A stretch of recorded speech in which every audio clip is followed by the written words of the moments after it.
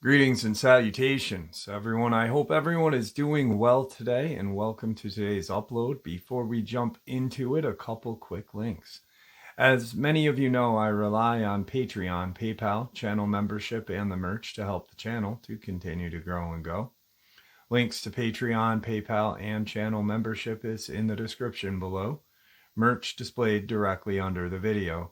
Also, Dogman Frightening Encounters, Volume 1 through 3, the audiobook versions.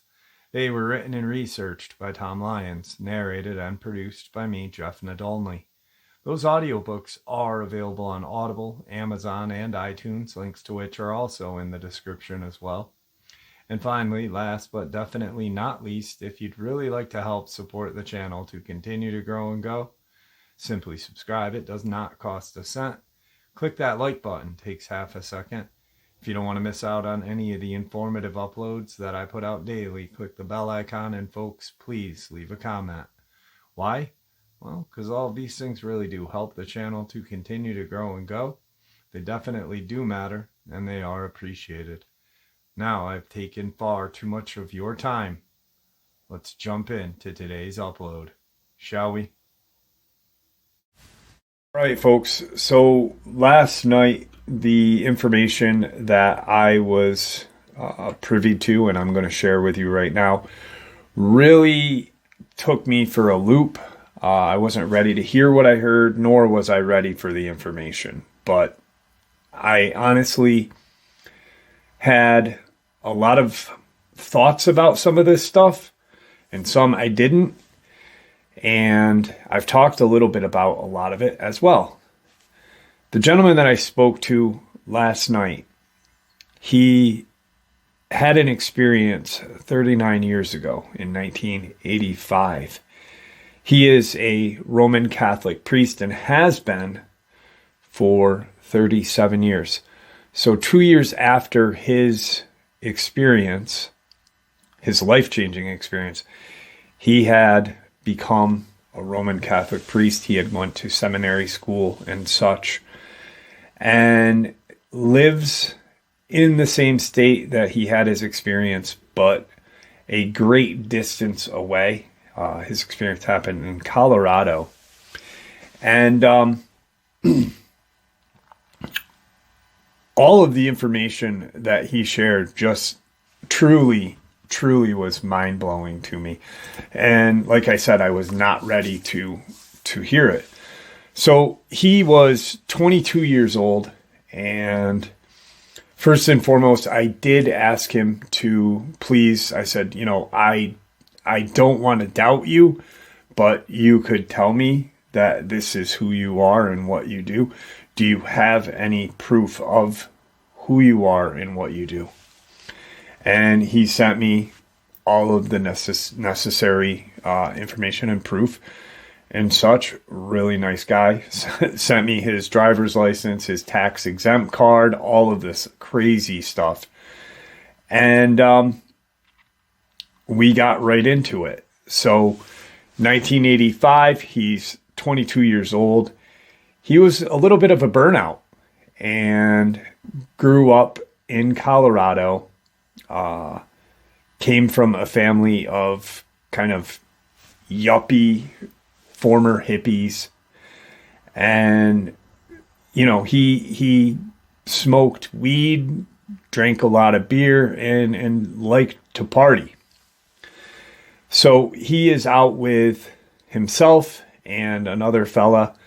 They are out hiking in an area close to Cheyenne Mountain Air Force Base. Back in 85, it was part of the Air Force and NORAD. Now it's the Space Force Station. So he's out in this area called the Horns with a friend of his. And they had been hiking and doing some camping up in that region for years. All through high school, they'd go out there and party it up. It was just a safe spot for them to go and chill out. He had heard of Bigfoot And at one point, he and a few of his friends believed they had a Bigfoot experience. Probably when he was like 16 to 17 years old, hanging out with older people and camping in this region. He had, with a group of friends, heard some very strange kind of calls, and that really didn't disturb him as much as what happened in 85. So they are out camping. They had been out there for a couple of days, and they had brought, a couple of ounces of weed. When he said, I smoked a lot of weed, he really did. He sold weed all through high school and into, the couple of years that he attended college and such. Very nice guy, and really down to earth. He wanted to share all of this with me because he listens to like 3 other channels. One is a good friend of mine and a great channel. But he chose to share it with me. I don't know why. And I said, well, that this person actually had a great hand in helping me realize that my life needs to be turned over to Jesus Christ, our Savior. And he said, no, I do. He goes, I enjoy what you do on your channel, but I'm reaching out to you because your faith in our Savior, I see sometimes is leaning as questionable. Like, you still have questions. You still may have doubt. And I agreed. I said, well, I grew up Native American. I have family that lives on the reservation up north and such. And, I did grow up with my mom teaching church school, and I was confirmed and all that. But I always and he said, and that's why I reached out to you. He goes, because I was like that as well. And so they're out in this region, smoking, hiking, just really being 20-year-olds. Not really doing anything illegal. They're just being guys, hanging out. And so one night, they decide to kind of hike down into the Cheyenne Mountain Air Force / NORAD base, just to see how close they could get, and just to check things out. They wanted to see, actually, he wanted to see, and his buddy wanted to see if they could see any kind of UFOs or any kind of military test crafts. And so they had hiked probably about an hour and a half down to the location where all of this took place. And at one point, his buddy kind of got real nervous. And I said, well, was there that Oz effect where the noise had just ceased? And, and he said, no, none of that. He said, it was, a really beautiful night, and, nature was calling and just, erupting all through the night, all the wild sounds that you would hear. So they're hiking. They start out at like dusk, and they've got flashlights and such, and they've mapped out this trail that they were going to take so they wouldn't get lost. They've done this hike, a couple of different times, but tonight they were just going to sit in this kind of clearing that he knew about and his buddy knew about, and just watch the sky and see. We were going to get stoned and just veg out and watch the sky and hopefully see a UFO. So they get to this certain location where this clearing is, and he doesn't know if that clearing is still there. He has not been to this location since this event happened to him. So they're prepped up, sitting there, and they are smoking their weed, taking bong hits and such. He said, we had our backpack with us, we had water, we had everything we needed to have a good night. And as they're sitting there, they kind of kept hearing this kind of humming noise. And his buddy actually said, it sounds like there's an aircraft, around us or near us.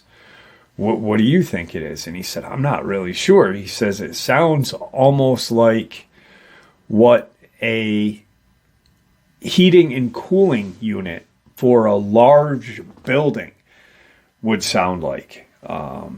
If you were in like the city and you'd hear that, like that noise by, any large skyscraper or anything like that. That's what it sounded like to him. He said it didn't sound like any kind of spacecraft, a helicopter, jets, whatever. It was distinct in its noise, almost like air circulating and such with, a turbine or whatever. And they're hanging out. Nothing is other than that hum is sketchy to them. And he gets up, he's got to take a whiz. He walks over to the woods, and he is, 50 feet from this area where they had set up. They had brought in these fold out kind of chairs, and, they were sitting in these like aluminum with the, I guess, nylon straps. Those old chairs from the 80s, that's what they had with them. And he's does his business. He turns around, and as he's taking a leak, he's talking to his buddy. They're both having a conversation. And he realizes that his friend hadn't answered him. His friend hadn't said a lick to him. He turns back around, and as he's walking back, he looks and he yells his friend's name, and he's like, hey, and he thought at first his buddy had gotten up to take a whiz too. So he sits down in his chair, and he's waiting, and he goes, I'm going to take a hit without you, this and that. Thinking that his buddy will, come running over and scare him or something. And there's no response whatsoever. And so he starts looking around. He's got his flashlight, and he's looking around this small clearing, and he yells his friend's name again. And he's like, this isn't funny. Where are you? What are you doing? And all of a sudden, this kind of like radiating light pops up in front of him. And it's maybe 100 feet away, but it's just this really bright kind of spotlight that's just flooded the area. And he kind of puts his hands up to shield his eyes, and he knows that it's not his friend. He's thinking, holy shit, I'm in trouble. This is probably military police or something. Maybe we shouldn't be here. Even though they were not on Cheyenne Mountain base at all. They were, a distance away. And this light just erupts in front of him. And no sooner did the light blind him and light this area up did it stop.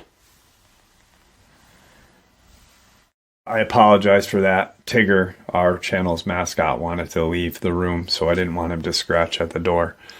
So the light is very bright, and then it stops almost as fast as it came. It was just an abrupt stop. He's sitting in his chair, and he's trying to get acclimated back to the darkness. You know, if you get like a flashlight shined in your eyes for, you know, a couple seconds and you're in the dark already, it takes a minute. And he's getting these kind of light flashes in front of his eyes, and he starts to get his sight back. He's now able to, you know, make out a couple of things. And as he's sitting in his lawn chair, or what he thought was his lawn chair, he realizes that he's not in his lawn chair, nor is he outside. He kind of looks down and he can see like the shadows or whatever of his body, and realizes that his arms and legs are, you know, strapped or being held in this chair. As his sight keeps getting better and better to the darkness, he realizes that this is not his lawn chair, and it looks like he's in this kind of large, dark room. And he's kind of trying to move and shake. He yells his friend's name and gets no response, obviously. Just kind of, you know, yells out, "Help, what's going on?" And all of a sudden, out of the darkness, he hears these words that he will never forget. And it's, "You are safe. No harm will come to you," with his name. So you are safe. No harm will come to you, blank. And I'm not going to share his name because he is still a priest. He has his own parish. He does not want anyone to know of his experience. He's told a few people about this. He's actually shared it at seminary school and such. And that's a whole different topic right there. So he's sitting in this chair, and he's like, here's these words, and he's kind of shaking at just absolute fear. And he said, "Jeff, I heard the experience that you shared a couple of months ago with a gentleman, or that happened to a gentleman named Kirk." And he said, it really resonated with me because it sounded so similar to what happened to me, but yet so different. So he's sitting and looking around, and he sees this kind of glow, this kind of bluish glow in front of him. And the words are spoken again, those same words. "You are safe. No harm will come to you," his name.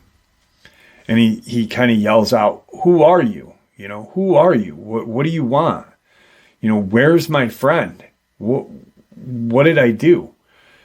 And out of the darkness is this kind of glow.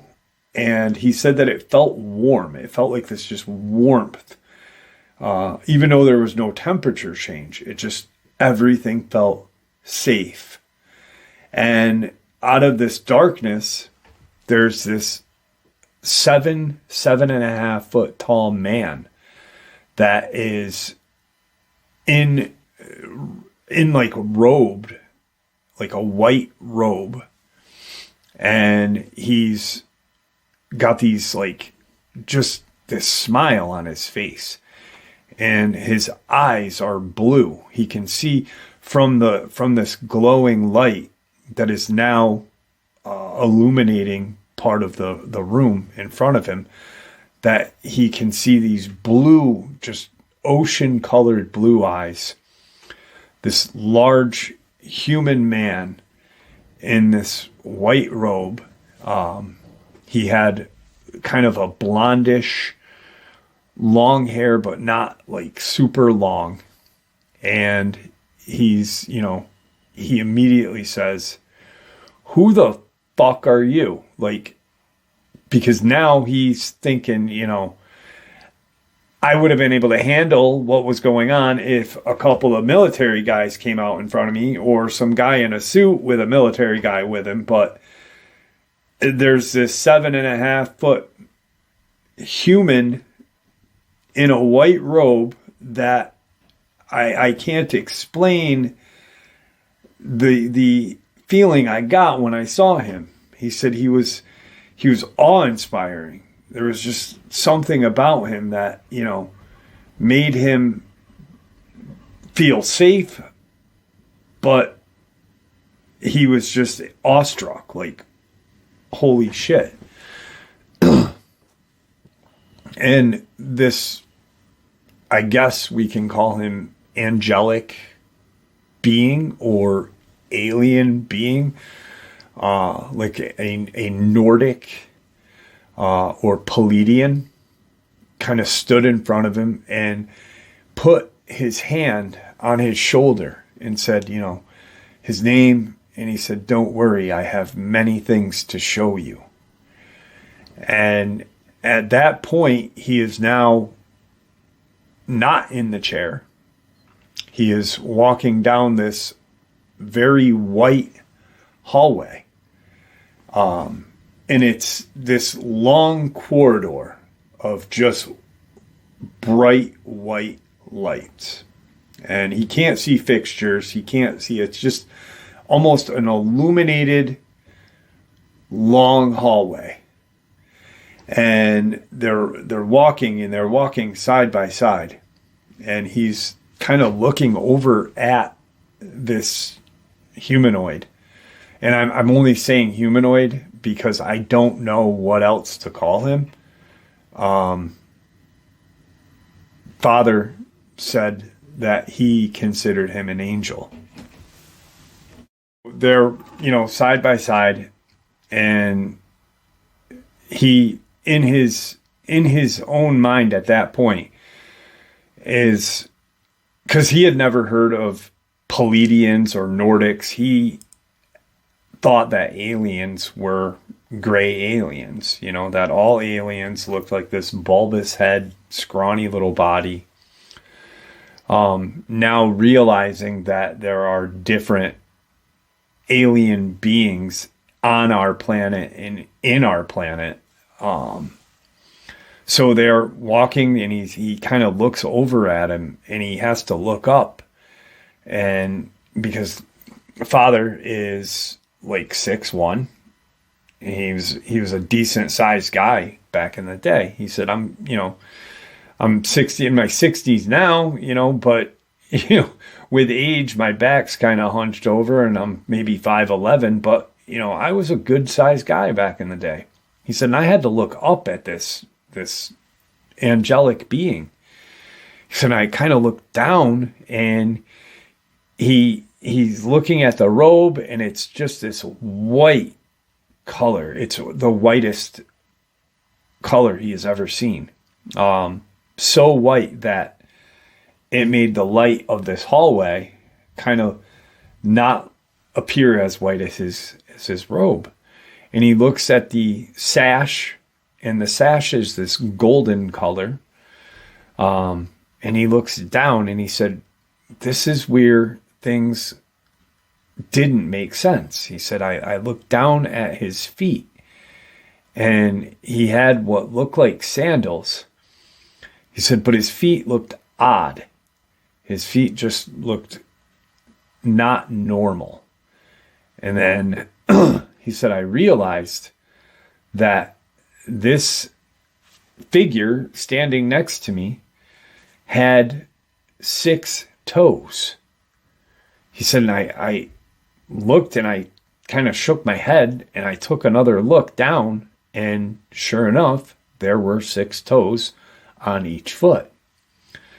And he said, I quickly looked up at him to see if he was looking at me, and he kind of looked down at him and smiled, this just comforting smile. And so they're walking and they're, he's like, where's my friend? Is he okay? Am I going to see him? Am I, where am I? And this angelic being says, you are safe, but I do want to show you. We are in a war.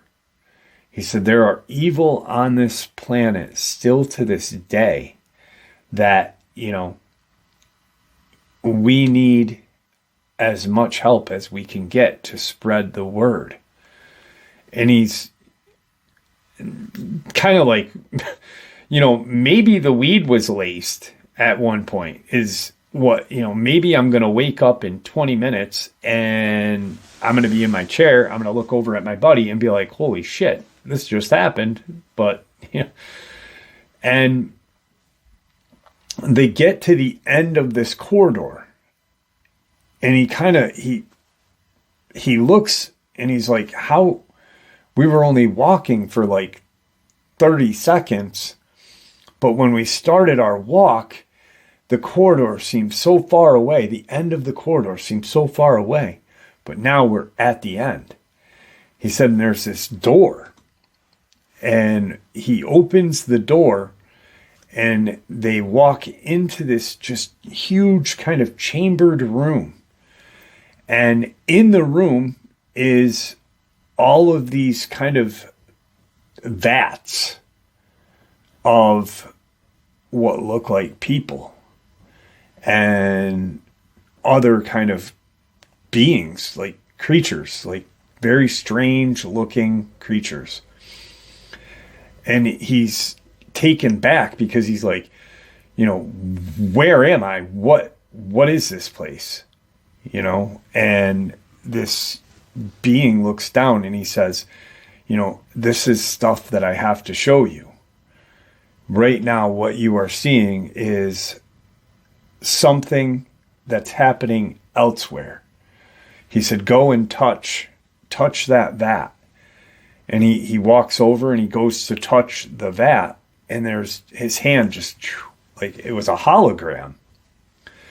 And he said, at this point, he's confused. He's really scared. And he said, okay, well, what is the point of all of this? What do you have to show me? And he's looking around and he's seeing, these vats of, children, women, men in different ages. Some appeared to be like genetically altered. Some appeared to be dead. And there were what looked like humanoid creatures in these other kind of vats, all suspended in this kind of liquid. And he saw one that looked very similar to what people say a Bigfoot looks like. And there were other kind of strange looking creatures. And he said he saw something that reminded him immediately of an alien gray in another kind of chamber. And as they're walking, there's all of these other kind of figures walking by them. And he goes to move, and the angel puts his hand on his shoulder again and says, you are safe. These are happening somewhere else. This is stuff that we need to show you to get you prepared. And he's like, okay, well, prepared for what? And he said, you're calling. And so he now is just waiting to hear some sort of answers. And they go through this chambered room into another chambered room. And he sees all of these he sees this next chambered room has woods. And it appeared to be holographic as well. Like he could see through some of the trees and some of the rocks. It clearly looked similar to the room he was just in, but not like everything was solid. And he walks over and he touches a tree, and his hand went through it, and he sees this large canine-like creature running through the woods. And he's taken back because it looked like it was there, even though he had just touched the tree, he could see, and we'll refer to it as a Dogman running through the woods. And then other kinds of creatures throughout this like kind of scenery that he's seeing. And he says, this is some of the stuff that we need to show you. This is here. This is on our planet right now. These are real creatures that exist. And he sees this kind of group of military men chasing this Dogman. And he doesn't see anything like any kind of violence happen, but he could tell in his mind that this small group of men that were in military uniforms were chasing this Dogman to kill it or to do whatever. And they keep going, keep walking, and there's different scenes of different things that are happening.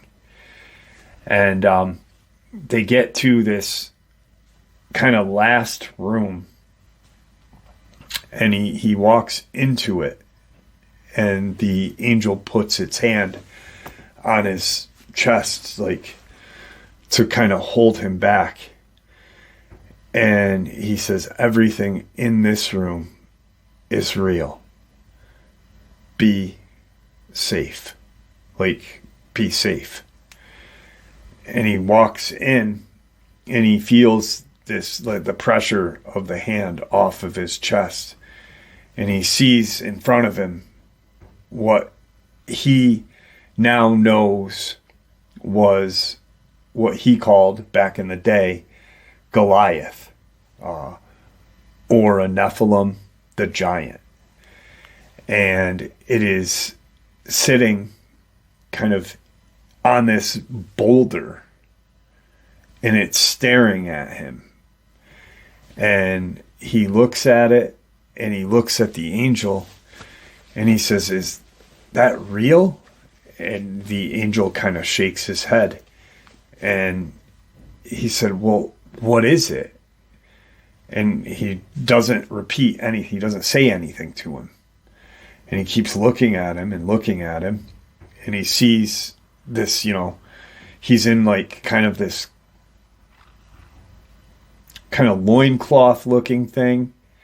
He looks at his whole body, and he can see everything that is different between his body and this creature's body. And he sees the 6 toes, and he sees 6 fingers. And immediately he kind of looks over at the angel, and he has 6 fingers on his hands.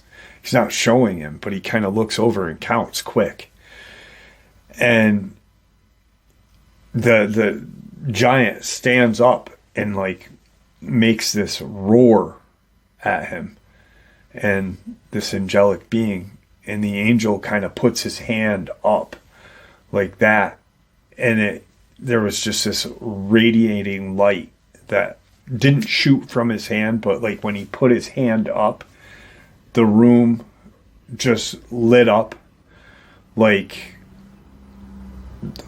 a bright light bulb got turned on. And the Nephilim or giant or whatever you want to call it sat back down on the rock and just stared at Father. And they back out of this room. And as they're backing out, the angelic being puts his hand on his shoulder. And he says, "And now we will talk." So after that statement is made, it was like a snap of a finger, and he is sitting in his lawn chair in this clearing outside.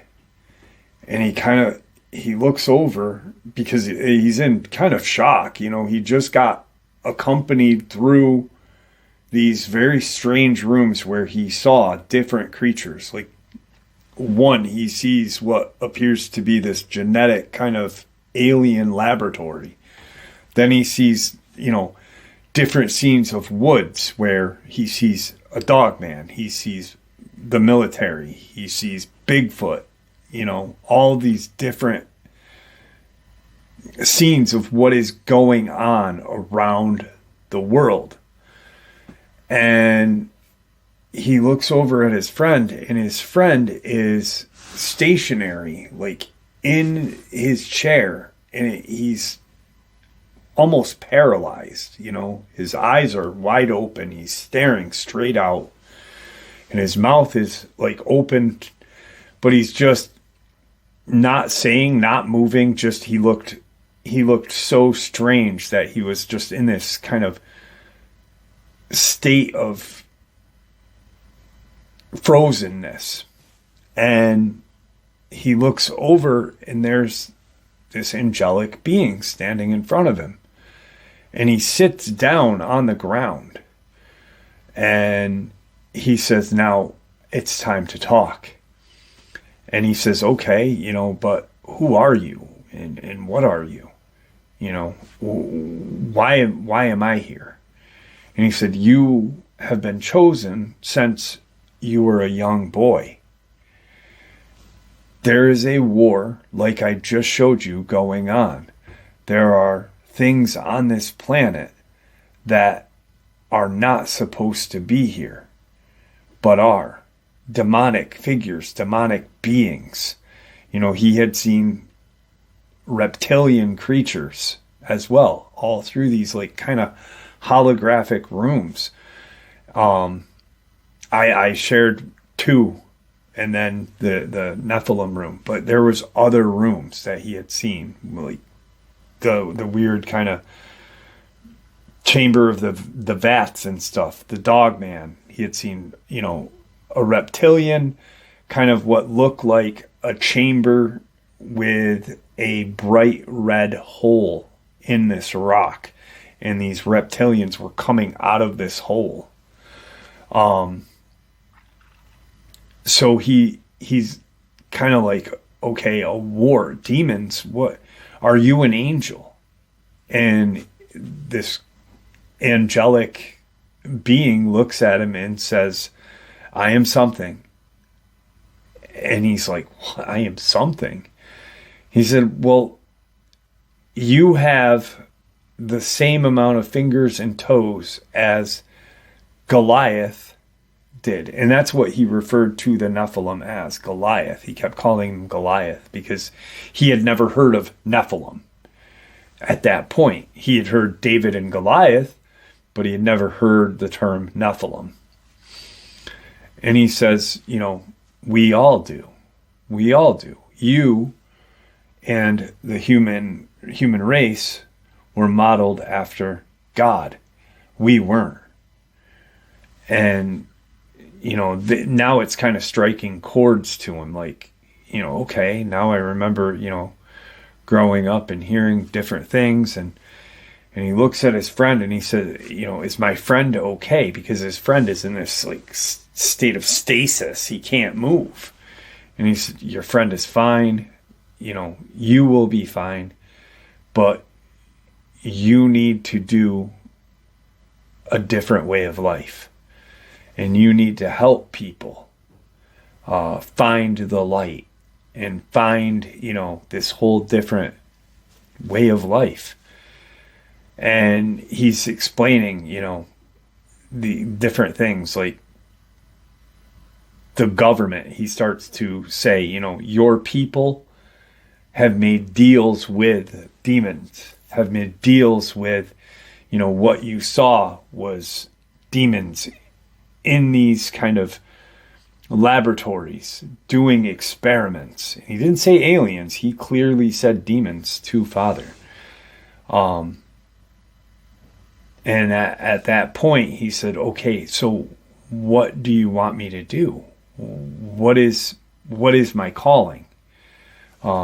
Because now he realized that everything that he saw was not some kind of weed dream or whatever, that it was truly, he could feel these, every time that angelic being touched him, he felt, a state of calm. He felt this warmth. He felt safe. Like, even seeing this Nephilim, seeing the reptilians coming out of this large hole in these rocks, these red kind of like fiery hole, which I think would have been a portal. He thinks it's a gateway to hell. That's what he said to me.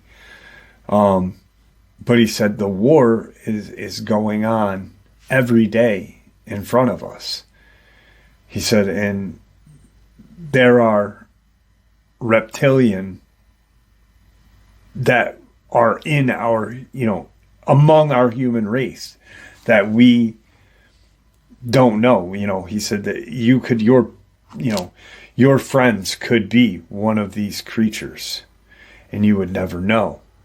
You have to turn your life over to God and Jesus. And he's like, oh, okay, well, I've been to church a couple of times with my family for Christmas and, Easter Sunday and such, but, I am the last person that is, religious. Why me? And he just said, once again, this is your calling. You've been chosen to do this since you were a child. And, the conversation just keeps going, and he's asking different questions, and the angelic being is being very vague about everything. Almost answering his questions with not a question, but, in time you will know the answers. In time you will know the truth. And all of a sudden, the angelic being stands up after X amount of time, and it's still dark. It should have been bright out by now, judging by the time spent.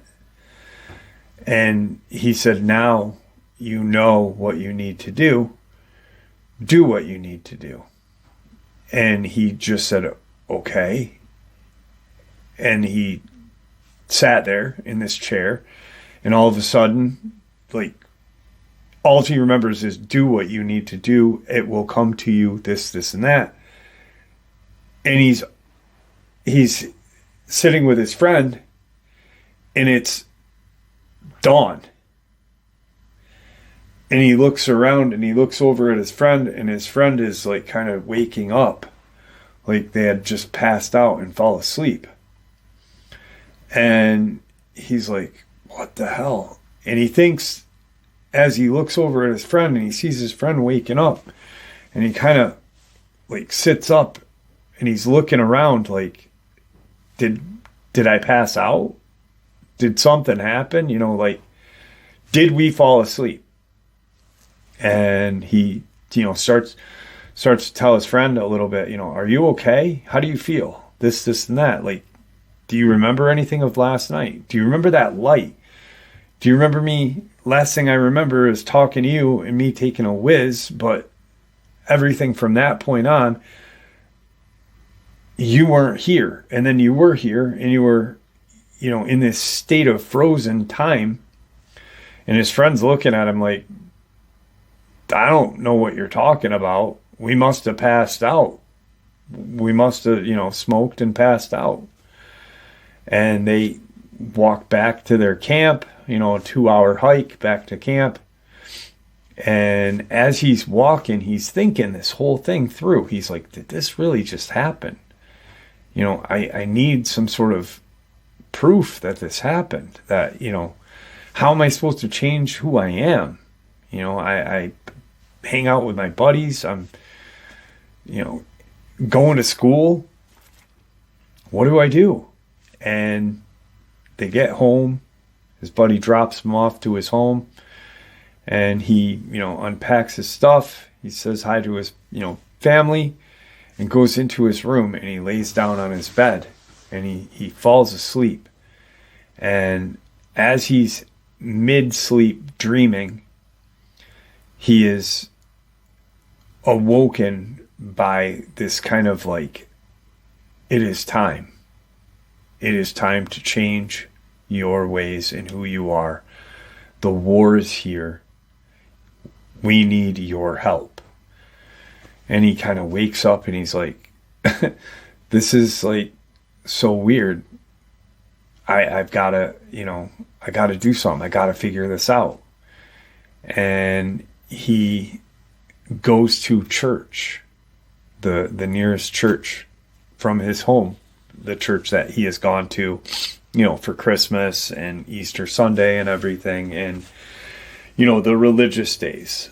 And he asked to speak to the priest there. And he proceeds to tell the priest that his congregation, this just happened to me. I have never been a religious person, but, this all happened and I don't know what to make of it. What should I do?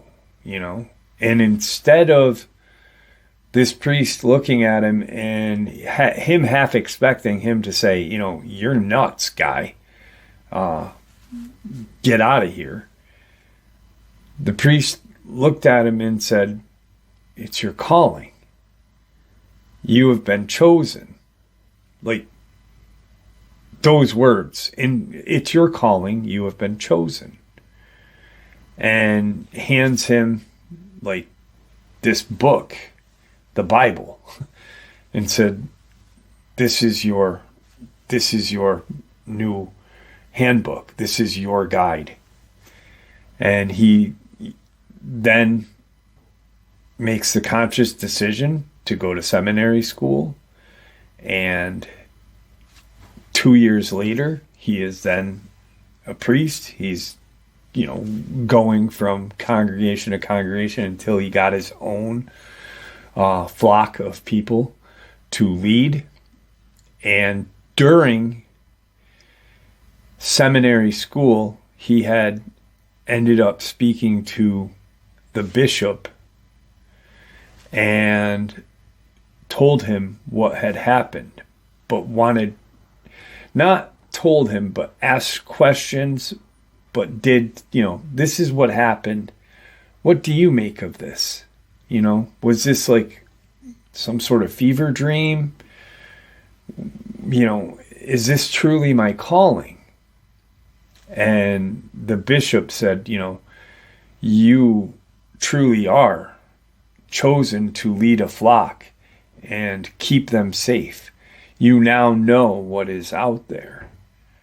And you need to share what you can to help your flock.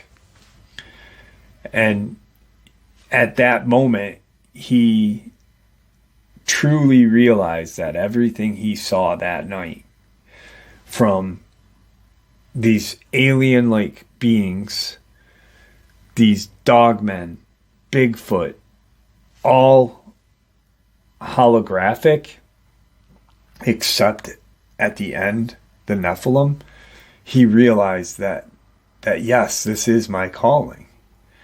And yes, these creatures are real. They are demonic, but they are real. And, I asked him, I said, well, do you really believe that, Bigfoot is demonic? And he said, I do, Jeff. I feel like any of these creatures that are on our planet that have an intelligence and are not or were not on the ark with Noah are demonic and have bad intentions against humanity. And I said, I thought about that, and I said, well, that's interesting because, I tossed different ideas in my head, like maybe the Pleiadians, the Nordics are good, are the angelic, and these reptilian, alien, grays, and all these are demonic or aliens. I've tossed it all around a couple different times in my head. I've actually talked about it once on the live stream. And he really kind of made me think about this a little more. And I did say to him, well, I don't know how I feel about Bigfoot and Dogman and all of these, I said crawlers, yes. But, how does this explain different things that different people are seeing if, and he said, it's simple. They're all demonic, like I said, and any kind of creature or animal that wasn't on the ark is not from God. And I honestly, I did tell him that I said, I don't know how to share this because one, I've thought about this and I'm sure many of you have as well. Like what if these alien Pleiadians and Nordics are really angels? Or what if these angels are really aliens? And vice versa with the demons and reptilians and grays. And, what if they're these demons that have been recorded throughout time are really aliens and they use portals to travel to different dimensions and different times in space and this and that. And he said, I don't expect you to share this experience, but I needed to share it with you. And he said, and if you want to share this with people, please don't, share my name and don't share where I am in Colorado, but, let people know if you choose. And here I am sharing it. And part of me at one point wasn't gonna. And I let him know when I started recording this. I texted him that I am going to share this. And he said, his response to me was, I knew you would. And I'm like, what the? But, does this, what he saw, were they visions? Was it reality? I don't know. But he had never heard of, the one thing that when he described the lab of humans and such, all I envisioned was Nightmare Hall. When he shared like the military team or whatever chasing these dogmen, I thought about Victor, Bigfoot and everything else. The reptilians coming out of this red kind of fiery hole in a rock wall. I thought of, deep underground military bases. I thought of these portals. So I don't know. But I think the information that he shared with me needed to be shared. Do I 100% believe that all these creatures are demonic? No. Will that change eventually? I don't know. But I felt like it was a necessity to share it with you guys. And I did. So, Father, if you're watching this, I hope that I explained everything the way you wanted me to. And I thank you. And there you have it, folks. I do hope you all enjoyed today's upload as much as I enjoyed sharing it with you. And I'd like to thank you all for supporting the channel. It is, after all, your support that keeps this channel growing and going, and what gives us all a place and a chance to share our experiences and theories judgment-free. Everyone is simply treated with the respect that we deserve. Please stay safe, happy, healthy, and ever vigilant, keeping an eye on our children, pets, family, and our friends. These creatures are real. These events have happened. Share this information with those you love and care about, and it may just help save their lives someday. Until next time, never stop asking questions, never stop searching for the truth, and God bless.